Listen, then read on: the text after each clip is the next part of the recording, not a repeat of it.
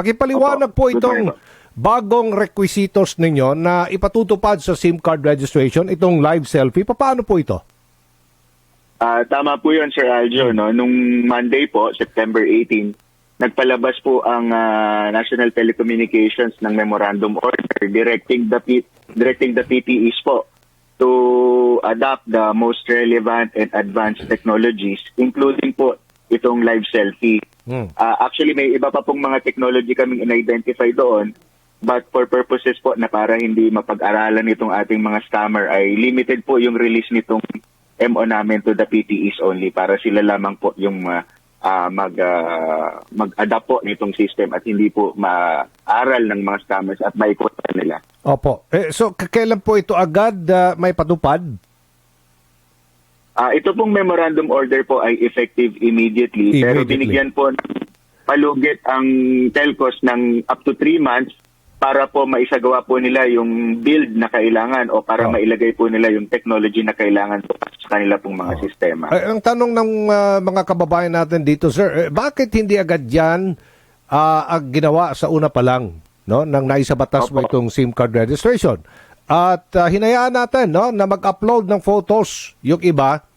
Siguro parang sinubukan lang, o baka makalusot yung unggoy, nakalusot nga nag-upload ng mga photos, kaya tuloy sabi nila pumalpak yata tong batas na ito. Bakit ngayon lang yan nahanapan ng paraan, sir? Opo. Sir Aljo, ito pong batas po ng SIM registration law po, sinasabi natin, this is a good law. It gives the tools to our law enforcement authorities para po matukoy yung mga gumagawa po ng mga SIM-aided abetted crimes. Yung una pong phase nito, SIM registration, hindi po naman ito nagtatapos by the end po ng deadline noong July 30. Continuous po itong SIM registration at sinasabi nga po natin na yung unang phase po ay hinikayat po natin yung maraming makarehistro. Kaya po pinadali po natin, matatandaan po natin yung iba nga po nating kababayan nagrereklamo noon na hindi sila kaagad makapagrehistro dahil wala pong ID. Kaya po, we were liberal in the implementation of the SIM registration during the first phase. And now po, na nakapagrehistro na po yung ating mga kababayan na good faith naman po na gustong magrehistro, ito naman po, dito po natin nililinis yung database po nila at pinalakas din po yung SIM registration process para hindi naman na po maulit yung mga fake or fraudulent registration. Kaya may mga lumalabas sa mga question, why not mano-mano na lang ang pagpaparehistro? Ito ba ginagamitan ng AI pa rin? Itong bagong technology na ito, sir? Yun po kasi nakamandato po sa batas na electronically dapat po yung pagrehistro. Kaya po wala po tayo nung face-to-face or pwede naman po mag-appear sa registration center, sa mga business centers na telcos, pero electronic pa din po yung pagrehistro dapat. Okay. May mga confidentiality ito, di ba? Para di masilip nga ng mga scammer. Alam naman natin, napakarami pong mga tawag dito, paraan, no? Makahanap ng paraan ang mga scammer online para lang paikutan yung batas. Bigyan nyo lang kami, no? Paliwanag. Paano po itong selfie na ito? Katulad ba ito, let's say, sa registration ng, di ba, sa e-wallet, meron ganito sa mga e-wallet, GCash, halimbawa kung saan, facial recognition ang ginagawa. Tama ho ba? Parang ganon? Tama po. Isa po yun sa mga technologies na i-adapt po ng telcos. At yung ngayon po, wala na rin po yung stock selfie. No? Hindi na po siya, nabanggit po sa pagdinig sa Senado kahapon, na hindi na rin po i-allow yung stock selfie. Meaning, kung may selfie po kayo na nasa cellphone nyo na, hindi na po pwedeng ipayagan po yun na ma-upload po. Dapat live talaga, live selfie. Tama po. Okay. Tama po yun. So mga identification card, dapat bang government issued na or pwede pa rin yung iba na mga IDs? Ever since naman po, government issued IDs po ang nire-require po natin. Opo. Meron lamang po kasing catch-all doon na other valid government issued IDs with photo. So, but as long as government issued ID pa rin po, i-accept po yun.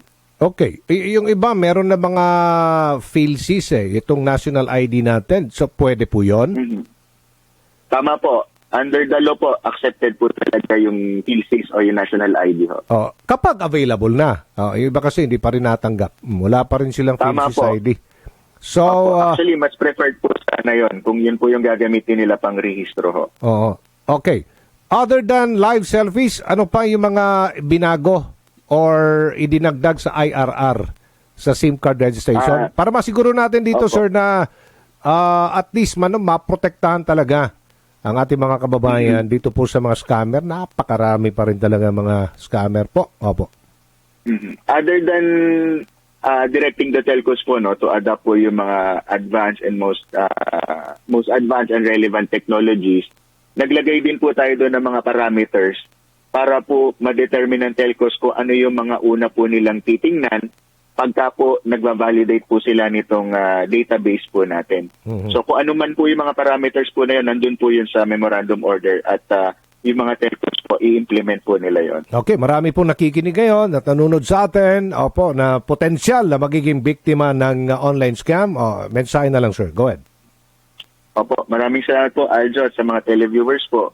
Patuloy po natin silang pinaalalahanan na wag po basta-basta maniwala sa mga text o message na nare-receive po ninyo, lalo na sa mga hindi kakilala.